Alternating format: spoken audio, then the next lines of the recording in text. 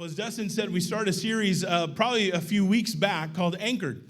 And what we've been doing is we've been taking an honest look at where we are so that we can kind of chart some courses so that God can say, here's where I want you to go. This is where we're going to lead you. And as we've been in this series, we've been kind of coming through a few different things. We've had to discover a few things about ourselves, that our heart is probably not a very good barometer of where we want to go, right? If we followed our heart, chances are it wouldn't always take us to the path of Jesus. And so a few months ago, I sat with our team and I said, guys, there's been something that's been stirring on my heart. And some of it was just over the last 2 years. You look back over our culture, you look back even within the church, and I saw so many people whose lives felt like got completely thrown off, turned upside down because of changes that came their way. Now, that happens for all of us, right? Changes happen. We get side punched from something that took place, a phone call, an email. A text message changes our life these days, right? Change happens all the time. What was interesting to me about the last 2 years, though, was how many people I saw who claimed to be followers of Jesus who just completely lost it. They completely sidestepped their faith. They got so caught up in a whole lot of things other than Jesus. And all of a sudden, the things that they thought were so foundational to their life, they were quickly put aside so that their preference, their agenda, their desires could be first and foremost in their life. And I got to tell you, as a pastor, that really bothered me. And I remember a few months back, probably about 7 or 8 months, I was sitting in a meeting with our elders, and we were just talking about life and how re-engaging in church life looks post-COVID. And I just started crying. I said, guys, I feel like I've let our church down. I feel like I just need to ask your forgiveness. I need to just somehow figure out where we went off base. But it bothers me that so many people were easily throwing aside their faith and getting caught up in so many things. Maybe we didn't provide as good of a foundation as we thought we did. Maybe we didn't help people understand that change is going to happen no matter what. You're always going to experience things that are out of your control. You are always going to experience things that you don't like. You're going to encounter people who disagree with you. You're going to see cultures and governments that completely drive you nuts as followers of Jesus. So how come we got so caught up in it? How come we got so caught up to where we put Jesus on the side shelf and started chasing some other things? And I said, guys, I feel like I didn't lead us well. I didn't prepare our church very well. And so that started a journey for the last year of going, what do we need to do? Well, if change happens and we all experience some things that are out of our control, we need to have a few things that we can hold on to that never change. Some anchors, some stuff that you can sit and go, no matter what happens, I can build my life around this because that's never going to change. And as all the circumstances in my life seem up for grabs sometimes, these are the anchors that I have set in my life. You see, salvation is not the starting point, right? Salvation is not the end goal for us. Discipleship, growing as followers of Christ, that is an ongoing journey that never stops. And if you don't hold yourself tight to some things that never move, you are always going to be caught up. You're always going to drift. And so we started this series based out of a book in Colossians. And this is kind of where the Apostle Paul says that we had to understand that this is what it means, because this is why this is important for all of us. And you guys are here on Sunday morning, so I'm not talking about you. I'm talking about all of your friends who didn't show up today. Those are the ones who aren't very good Christians. Let's just say that. You guys are the remnant. You are here, right? You're the ones. Here's the deal. If my faith gets reduced to a 1-hour service a couple of times a month, we are never going to experience a deeply rooted life in Jesus. Right? We have to understand that. This is what the Apostle Paul says in Colossians 2. He says, so then, just as you receive Christ Jesus as Lord, continue to live your lives in him. Right? Just as you receive, but look at this word. He says, continue. Right? This isn't just a one-time thing. You are continually going to have to do this. And look what he says you have to do. You need to continually be rooted and built up in him, strengthened in the faith as you were taught, and overflowing with thanksgiveness. I love what the Apostle Paul is saying here. He goes, hey, listen, if you think coming to Christ is the finish line, you've missed it. This is the starting point in your life. This is where we begin. Now you continually go, all right, I'm going to keep chasing after Jesus. I'm going to keep being rooted, right? That's anchored. I'm going to be anchored in my faith, strengthened in him, right? How many of us, let's just be honest, you don't even have to raise your hand, but how many of us would have made some different decisions over the last 2 years if we were living out this verse in our own life? I know I would have. I'll be totally transparent. I know I would have made different decisions. If I was rooted in my faith, if I was being strengthened in the Spirit, chances are I wouldn't have gotten caught up on a whole lot of the things that I got caught up in over the last few years. Like, this is the gift that he gives us. And so we've been talking about that each week, talking about what does that look like? Can we be anchored in God's word, anchored in community, anchored in what we're going to talk about today? And so I'm excited about where we're going. I'm excited about what this means for us as followers of Christ. But more importantly, I'm excited that we're building a really solid foundation, because here's what I need you to know.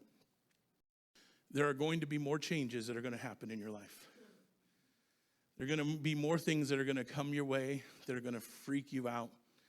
It's going to fly in the face of what's important to you, that is going to challenge your spirit, that's going to challenge your faith.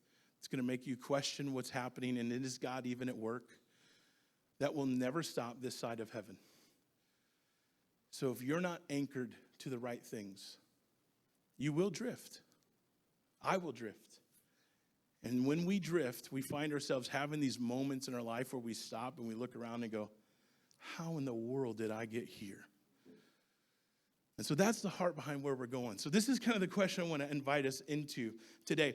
How many of you can remember a time where you served someone else?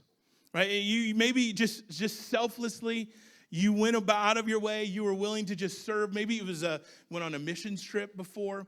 Maybe you volunteered on a team somewhere, or you served at a church. Maybe even just took garbage cans in from your neighbors and you brought it up to the front of their house. Or maybe you coached a child's softball team or kids' baseball team, right? I mean, let's just be honest. Coaching kids, that is a selfless act of service, right? I mean, that is herding cats for a greater purpose. How many can remember that? You remember serving, remember going out, giving of yourself, doing those things, right? Let me ask you this. How did you feel after you were done serving? Some of us feel like we're pretty tired, right? Maybe we felt a little overwhelmed, a little depleted, right? Outwardly, we felt like we were exhausted. But inwardly, maybe there's this sense of like joy. Maybe there's a sense of significance, a sense of purpose.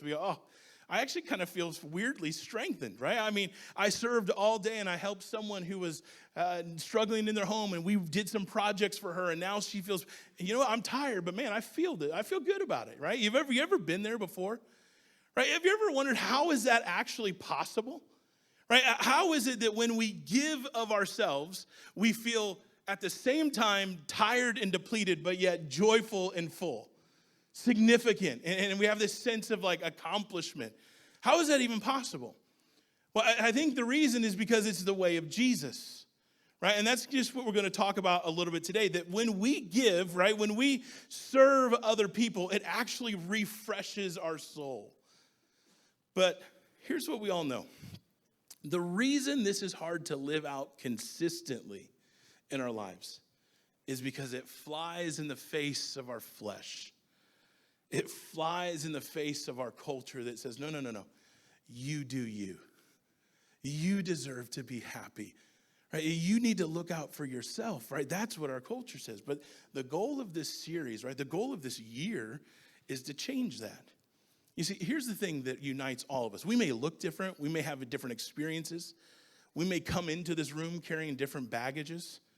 We may have different approaches to God. We may even have some of us in this room today who you're not a follower of Christ. And you know what? I love that. I love that this is a safe place for people who don't know Jesus to process their faith. That's one of my favorite things about Heritage Church. And you picked a great day to be here, because you're going to hear God's design for who the church and who followers of Christ were supposed to be. And so I love that we have some of this at different places. Here's the thing that we all have in common, regardless of where we're at in this path, is that every single day we wake up, we have the same choice that we get to make. Here it is. Here's the choice. Am I going to do life on my terms and be shaped by culture? Or am I going to take ownership in my faith and be rooted in Christ? Right, that's the same choice that you and I get to make every single day. And if you're not a follower of Christ, make no mistake, you are making choices that are laying a foundation for your life. And everything inside of you is trying to find something bigger that you were created for. So you are making the same choices, deciding the same things. Every day we wake up, we have this choice. Am I going to do life on my terms and be shaped by culture? Or am I going to take ownership of my faith and be rooted in Christ? Right? Some of you are probably like me. You're just going, you know what? Every day I say that prayer. Jesus, I'm yours today. I am taking ownership of my faith. I'm going to be rooted in Christ. And then we step on a Lego when we get out of bed and we're like, it's all out the window. I tried, Jesus. I tried, but these kids, right? Right? I get it. But at least we get to start with that same exact choice, right? And that's kind of what we're going to process, because one of the primary ways that Jesus taught his followers to live is to love and to serve people, right? And here's what you need to understand. Being anchored in the faith means you are rooted, right, in the ways of the faith. Being anchored in the faith is being rooted in the ways of our faith. And one of those ways that Jesus says you need to set anchor on in your life is being rooted in the ways of service. Anchored in service. And that's kind of what we're going to talk about today. And so we're going to answer two questions. I'm going to give them right up front to you. For those of you who are kind of type A personalities, you're like, just tell me where we're going, man. I just want to be able to know right from the beginning. I'm going to give it to you right up front. Two questions that we're going to ask and answer. The first one is this: why do we serve? Right, we're going to ask, we're going to answer that question. The second one is, who do we serve? Right, and so if you brought a Bible, turn with me to the book of Matthew, chapter 20. If you don't have one, that's okay. We'll put the words on the screen. You can use your phone. But I want to encourage you, bring your Bible with you when you come to church for a couple of reasons. So that, one, you can hold accountable who's ever on this stage. That when they say something comes from the Bible, you go, oh, it actually is. Right? The other is you may want to read a little bit more about what we're going to talk about. You want to read the context, a few chapters that happened before or after, and you get a chance to kind of know. Maybe you want to make some notes in the margins of the Bible so that you can reference these things. Get in a habit of bringing your Bible when you come to church. Here's where we're going to go. Matthew chapter 20. Jesus introduces this kind of upside down way of looking at ourselves and others. And this is what he says. He's talking to a bunch of people in this moment, and specifically talking to people who are already claiming to be people of God. And this is what he says. He says, you know that the rulers in this world, they lord it over their people. And officials, they flaunt their authority over those under them. He says, but among you it will be different. Some of your versions may say, not so with you. This is what Jesus says. Whoever wants to be a leader among you must be your servant. And whoever wants to be first among you must become last. For even the Son of Man came not to be served, but to serve others and to give his life as a ransom for many. Now here's what you have to understand. In a world that measures success by how much you make and how many people serve you, what Jesus said then is just as radical as today. Right? Because Jesus measures success by how much of yourself that you give away, how many people you serve. Right? This is the upside down kingdom that Jesus came to invite us into. Right? So here's the answer to question number one. Why do we serve? Now listen, this is simple. It's not easy, but it's simple. The answer is this. Here's why we serve. Because Jesus served us. And he's our example. I don't know. Come on, I don't want to serve. I got more important things to do with my time. Why is this important? Because Jesus served us, and he's our example. Now, does that fly in the face of our own comfort? Yeah, it does. Is it easier? Is it more cost-effective to write a check rather than donate your time? Sure. Is it easier, convenient to let others serve us or to do the serving? You bet it is. But here's what I need you to understand. Being anchored in your faith is being rooted in the ways of Jesus, not just the ideas of Jesus. Let me say that again. If you're calling yourself a follower of Christ, Jesus said, this is for you to get. Being rooted, being anchored in your faith is being rooted in the ways of Jesus, not just the ideas of Jesus. See, we often love the ideas of Jesus, but man, we find it awfully easy to ignore them, don't we? And we love being served. We love being put first. I don't know about you, but I'm not a huge fan of serving others or putting others first. You see, being rooted in your faith is being rooted in the ways of Jesus, not just the ideas of Jesus. And if I was to write a commentary on the last 2 years of Christians who I have seen drift in their faith, it's because they were rooted in the ideas of Jesus and not the ways of Jesus. You see, when you're rooted in the ideas of Jesus, the moment a new idea trumps it, you change your course. When you're rooted in the ways of Jesus, ideas come and go. You stay the path. You're anchored. You're holding on to these things.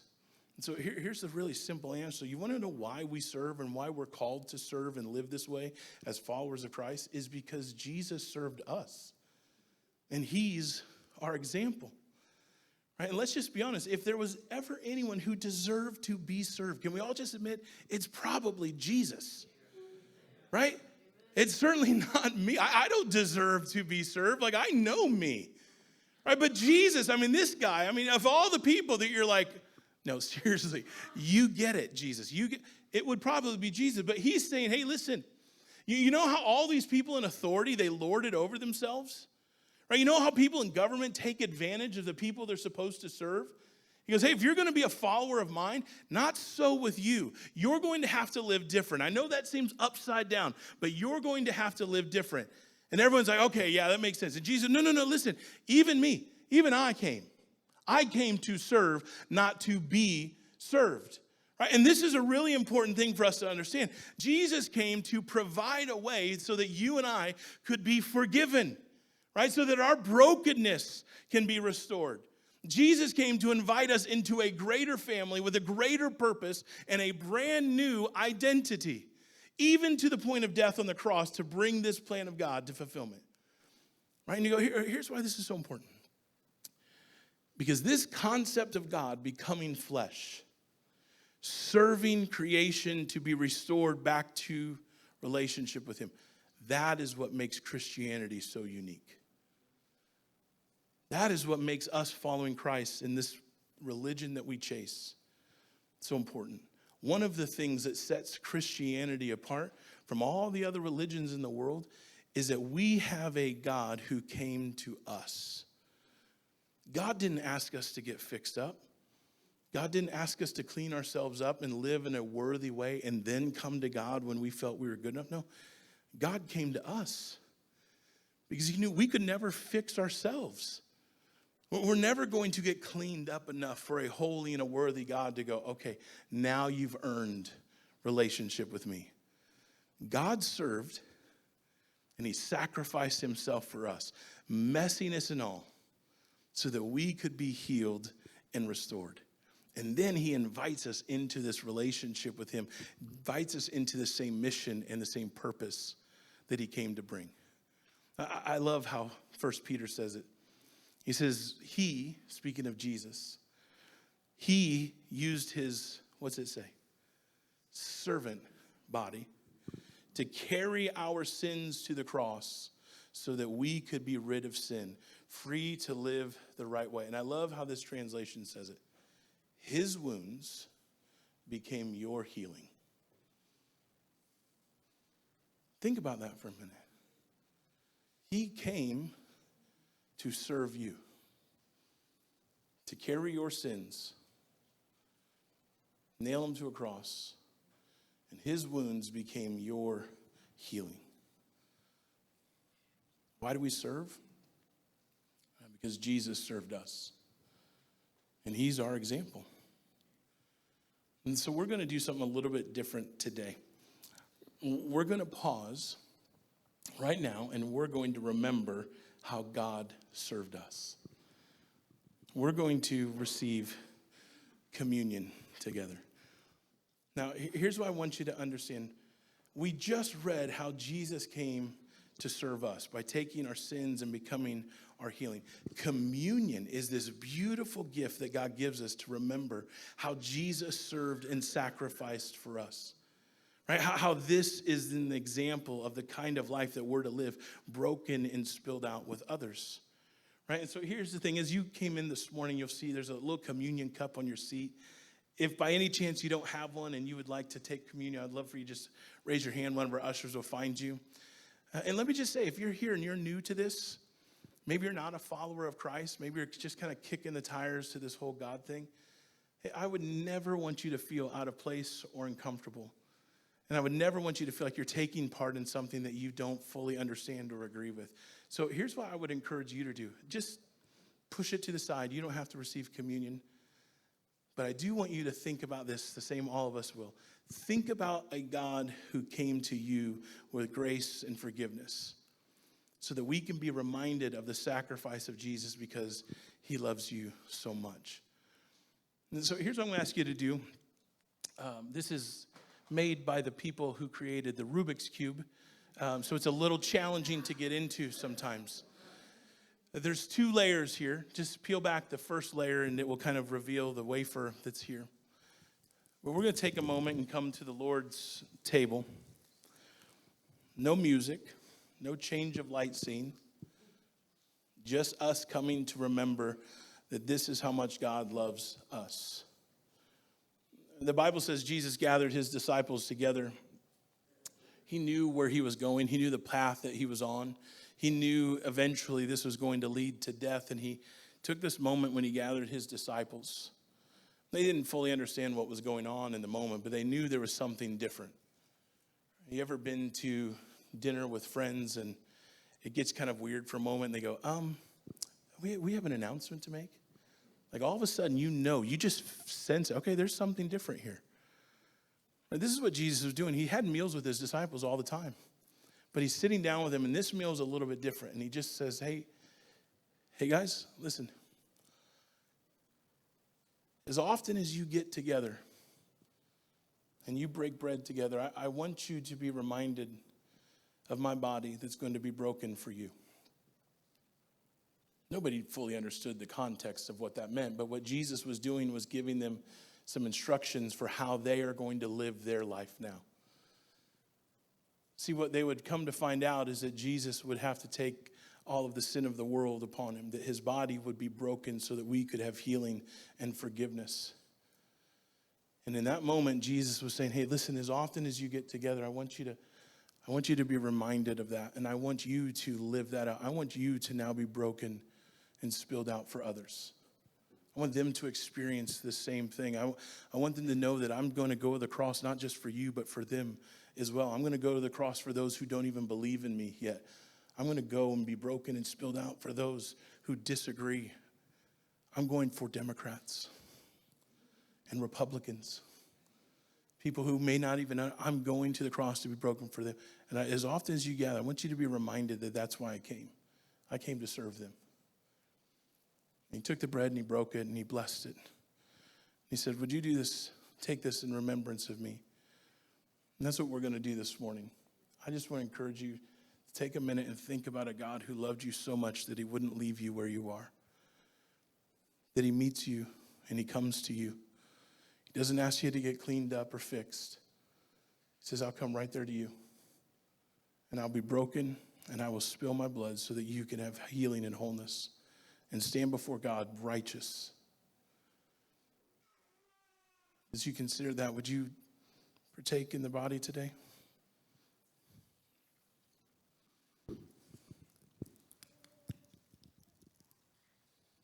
The Bible says Jesus didn't kind of grab the cup.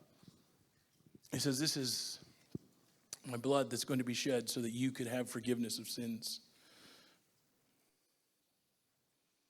This is the first time it became personal for any of his disciples because every one of them grew up understanding that without the shedding of blood, there could be no forgiveness of sins. This is why they brought sacrifices to the temple. But Jesus was saying, no, listen, it's going to be my blood that's shed for you. And from this point on, no one will ever have to come and do this ritual again. My blood is going to save you and is going to forgive you of your sins, past, present, and future.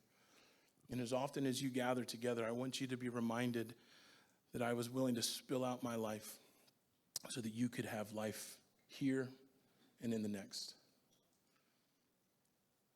You see, communion is this invitation to remember and to go and do the same. What Jesus is telling us at communion is, hey, when you gather and you participate, you're reminded of my sacrifice, and remember a God who came to you. But answer the call to go and do the same. Be people who are broken and spilled out so that others can discover hope and new life. So as we think about the blood of Jesus that's shed for us, would you give thanks and partake in the cup?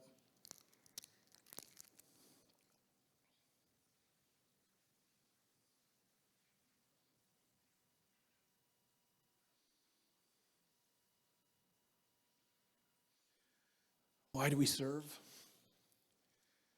Because Jesus served us. And he is our example, and people need to know God's love. You see, one of the primary ways that we get to know and to experience the kindness and the compassion of God is through his people, right? This is why what you say matters so much. This is why how you say matters so much. This is why what you do and how you do it, why it matters so much. Because Jesus tells us that the way that we love, the way that we live, the way that we serve should let everyone else around us know that we are followers of Jesus, right? Those should be the things that define us, right? The way that we love, the way that we live, the way that we serve, that should cause people who don't know Jesus to take notice and go, man, there's something different about him, right? That's what should be the things that define us, not our Facebook posts, right? Not our preferences, not our political agendas. None of those things should be the things that define us. But the way that we love, the way that we give of ourselves, the way that we serve others before ourselves, Jesus says, those are the things that should define you. And Matthew chapter 5 tells us why. So that God gets all of the praise and people get changed. Right? Those are the two things in Matthew 5. He says, the reason the way you live matters is because it's a reflection of God. And so your life should bring praise to God by the way that you love, the way that you lead, the way that you speak, the way that you interact with people, the things that you post, the way that you serve. It should bring glory to God. That's an amazing thing. But he says, here's what's even better. Other people will get changed because of it. You see, God never does anything just for you. There's always more that God can provide. This is what God is saying. He's saying, so do this. That means the circles that you're in right now, in your workplace, in your schools, and your neighborhoods are handpicked by God for you to share God's love in word and in deed. Right? That's what Jesus invites us into, this upside down kingdom perspective, because there is something really special that happens when we begin to live out the ways of Jesus. Not just the ideas of Jesus, but the ways of Jesus. We put our money where our mouth is. And we make sure that our life backs up our words. He said, man, there's something really special that happens in our lives and the lives of others. And here's what I started to discover from my life. I think this helped me understand that God has so much more than what I often settle for. God has so much more for me to experience and to participate in and be a part of than what I settle for. So why do we serve? Because Jesus served us and he's our example, and people need to know. Here's the next question, though. Who do we serve? Right? Well, we're at church, so I'll give you the church answer. Everyone. That's the reality. Who do you serve? Everyone. Here's what I mean. You have never crossed paths with someone in your life that isn't deserving of God's love in your service. You have never crossed paths with someone in your life that is not deserving of God's love and your kindness, your service, even if they don't agree with you, even if they proselytize in a completely different way, even if they're saying things that you go, that's just not true. You have never come across someone that is not deserving of God's love in our service, right? And so the church answer is everyone. Right, but I understand that's a big answer, right? So let me just narrow it down. I'm going to give you 3 areas that you can begin to serve in today and start living out this truth of being anchored to this life in the way of Jesus when it comes to service, right? And so here's the first one. We'll make it really easy. Who do you serve? Here it is. Our family. Start there. Our family is something that every single one of us in this room have a version of. That means every single one of us have a playing field in which we can put this into action. Our family is where we go. Now, here's the thing. I know the very mention of the word family stirs up all kinds of different realities and different emotions for each of us. All right, but God does have a design for family, and it was designed to be a place where you experience love unconditionally, right? Where you learn and you grow and you discover purpose, where it becomes a place of refuge. All right, some of you may be just sitting here going, okay, that sounds awesome, Pastor Sweaty, but I did not grow up with a family like that. Right, that's not my family. In fact, I know some of our stories may even be some of the deepest pain I have, some of the wounds that I have that have the most amount of tenderness to, came from my family.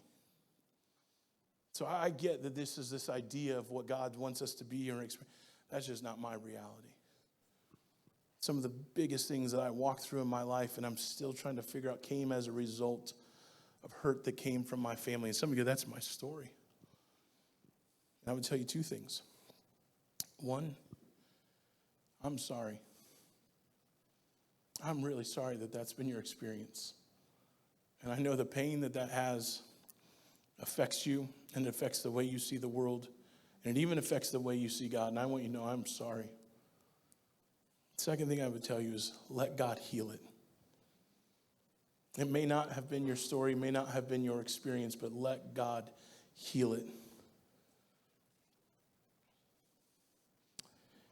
And allow God to help you be a start of a new way your family will love and support and provide refuge.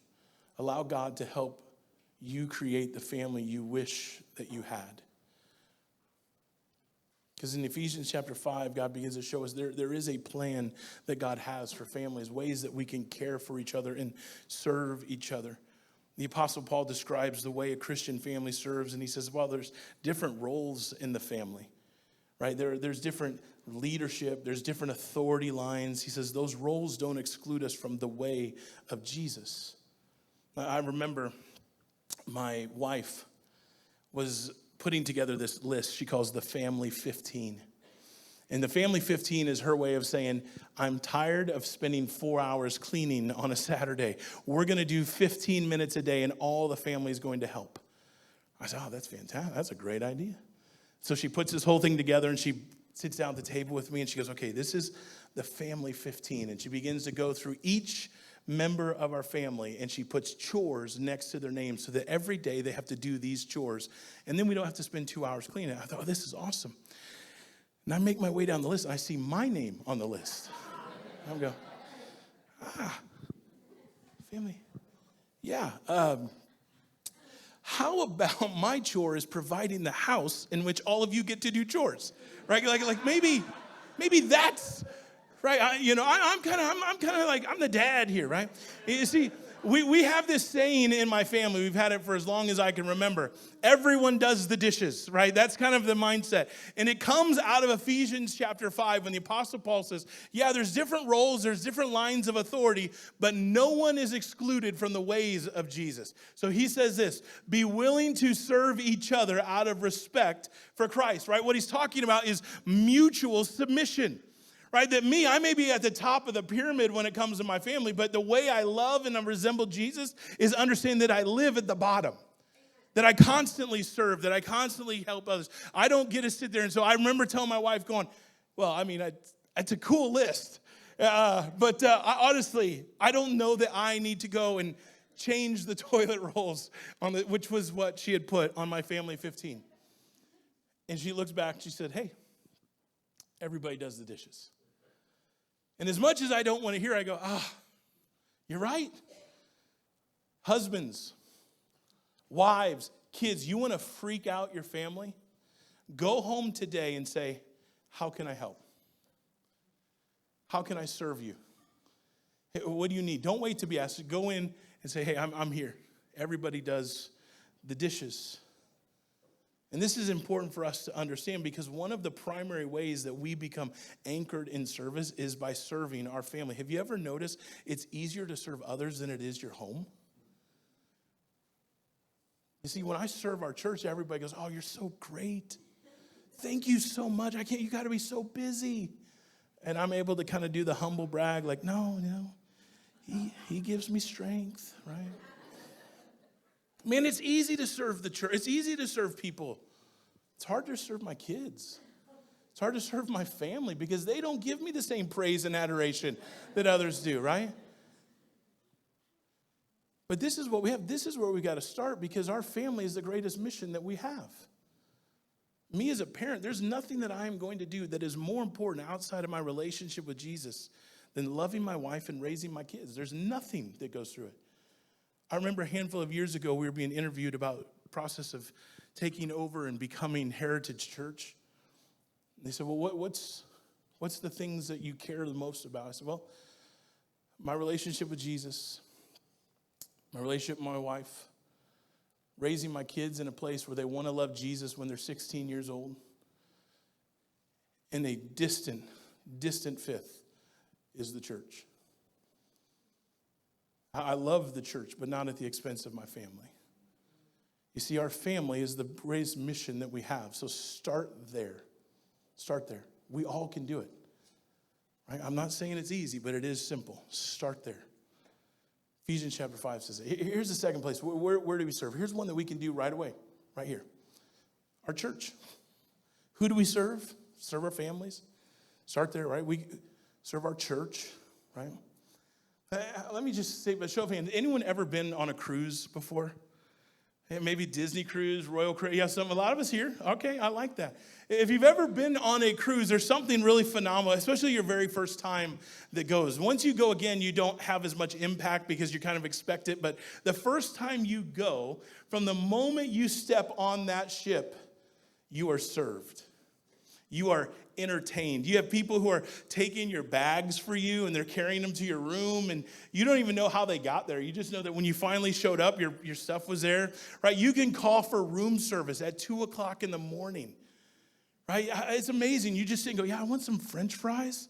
Like, yeah, right away, right? And all of a sudden, 4 hours later, you hear a knock on the door and you get these, they're cold, but they did it, right? They got them there, right? And here's what's amazing. When you're done eating the French fries, you know what you do with the leftovers? You set them outside your door and they magically disappear the next day. It's amazing. But let me just, as lovingly as I can, say this. A cruise ship is not a good metaphor for church. Says the guy who serves the most in our church. Where you have this small team of people serving everyone else on vacation. That's not what the church is. You see, God's design for the church was not a place where people would just show up and get entertained by the cruise ship staff. No, a better picture of the church would be this. It's an aircraft carrier. Now, I've never served in the Navy. Never been on an aircraft carrier, but we have men and women in our church who have. And you can ask any one of them. Nobody is on the aircraft carrier for entertainment or just to be served. You see, on an aircraft carrier, everyone has a role. Everyone's got a responsibility. Everyone is critical to the success of the mission, right? And that is a much better picture of God's design for what he designed the church to be, right? That's kind of what you and I are doing right now. Right, we're coming here, we're landing for a little bit, we're getting fueled up, we're connecting with God, with each other, right? We're getting our mission orders, right? We gather so that we can go. The local church is meant to be a place where everyone has a role, where everyone plays a part, right? So I just want you to know, you're wanted, right? You are needed on this aircraft carrier. And so if you don't have a role, you're meant to be a contributor. You are meant to be a part of this mission. And so I want to say it as lovingly as I can. If that's not you, if you don't have a role yet in this church, I just want to encourage you. It's time to serve your church.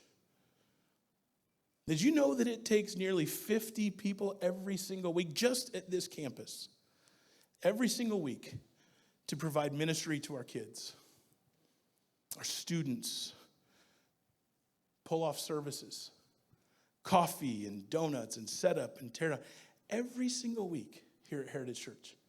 Isn't that amazing? If you were to add this up across all of our campuses, it takes us 365 people a week to serve the people who call this Heritage Church home. You know what that means? That every single week that you show up, there are dozens and dozens of people here serving you. And so if this is your church, here's what I'm asking you. Serve other people once in a while too. That's what the scriptures tells us in Galatians 5. Serve one another humbly in love. That's what the church is meant to be for each other. This is a place where you are going to receive by being a part of this church. But you are also intended to give. It's a place where you're going to be blessed, but also for you to bless. And so, just like we did with communion, let's put this into action. Every one of your seats has a card that looks just like this. Would you pull this out real quick? Here's what I'm going to ask you to do. If you're not serving in a role or area of our church, I just want you to know that you're wanted and you're needed. And I want to give you an opportunity to put this into practice. And so I just want to encourage you, if you haven't, would you commit to serving?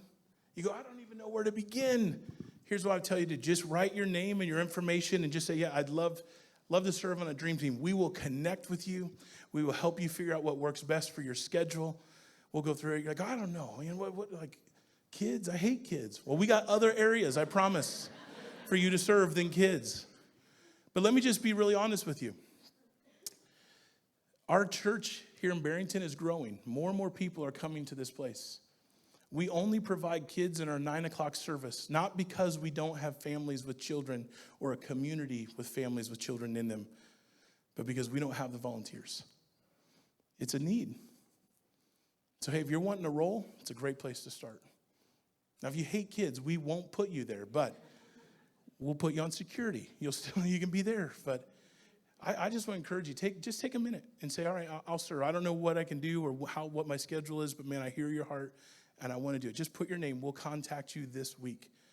Would you do that? Put that into action right now. In fact, here's what I encourage you. If you see that there's someone next to you not filling it out, just write their name and information and sign them up for something, name, emails, Social Security, things like that would be helpful.